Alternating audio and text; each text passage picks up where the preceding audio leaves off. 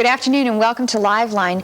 We all probably have fantasies about going into outer space and what travel in outer space may bring to future generations, but there is one local man who is doing more than dreaming about it. He is building his own rocket ship, which he says will be ready to be launched in about 18 months. He is our guest today on Liveline, and his name is Robert Truax. Welcome to Liveline.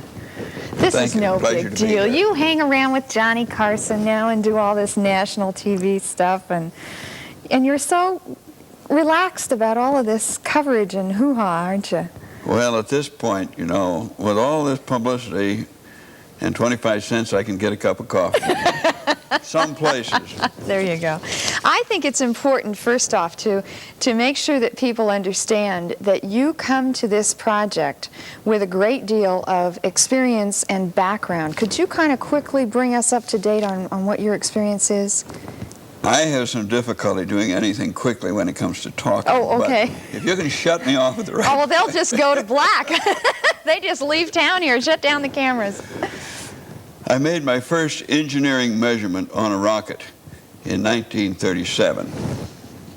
And I've been almost continuously in the business since that time. And you're a retired naval captain. You've been called the father of the Polaris submarine missile. And, okay, so you have obviously the experience. Now, what made you decide when you retired to spend as much as 80 hours a week working on this private project? Why did you want to do it? Well, as you go through life, you know, you win a few and you lose a few. Maybe I've already had my share of winnings, but one of the things that I lost out on was that I was not able to prevail with my concept of a method for getting into space cheaply. Mm-hmm. And so after I retired, I learned from something else that I could do quite a bit in my own garage. Mm-hmm. And I finally, after sitting around for a little while listening to my arteries harden, I decided to try by myself to make a win out of that loss. Uh-huh. And to try to demonstrate by starting on a small scale first that I had a better concept for getting into space than the shuttle or the Ariane mm-hmm. or any other launch vehicle we currently have. Mm-hmm. So you began building 7 years ago? Well, I eased into it rather slowly, but I've been working full-time on it since 1978. Okay. Now, you, not too long ago, had a test firing at the airport in Fremont. We have some video of that we might be able to take a look at over here on the monitor. Can you tell us what we're seeing here? Well, this is what is known as a captive firing test. We hold the rocket down and fire it, and by not letting it go, it is easier to find out what the rocket is doing. Okay. We see these long wires coming in. Uh-huh. They come to the instrumentation which we have in a moving van. Uh-huh. And then we're able to analyze what the rocket did to find out if anything went wrong or if everything was okay. And if something is wrong, we fix it. What did you find in this test firing? Well, we have had a total now of perhaps as many as 20 test firings of various kinds to date. The last 5, which were on what we hoped would be our last configuration, were all successful and did indeed confirm that we now have a flight-rated propulsion system. Okay, so you intend to launch it in about 18 months, is that right? About 18 months. We are now in the process of building 3 flight rockets, complete with guidance and astronaut compartment, propellant tanks and engines and so on. What are the dimensions? How big is this rocket? Well, it's not as big as NASA's. It's 25 inches in diameter and 25 feet long. Okay. It weighs at liftoff only 3,000 pounds, and it has 4,000 pounds of thrust. So it's much smaller than the shuttle. It is just big enough to take one man high enough so he will officially be an astronaut.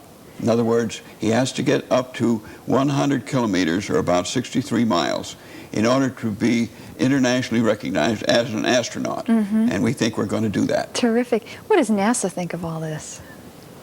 Well, NASA is a big organization. There are a lot of people in NASA. There are plenty of them that think I'm crazy. There's some that think I'm on the wrong track.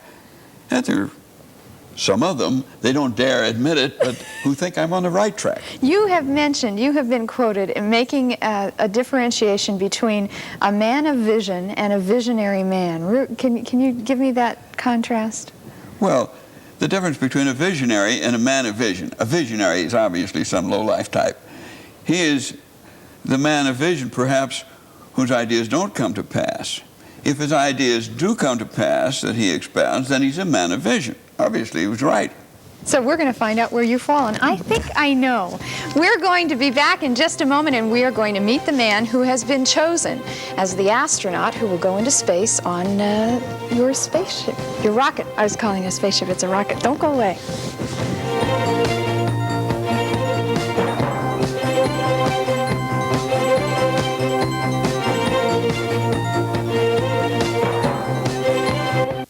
Welcome back to Liveline. We are now speaking with the astronaut, the person who will be the astronaut, and Robert Truax, rocket ship, Fel Peters. Welcome to Liveline.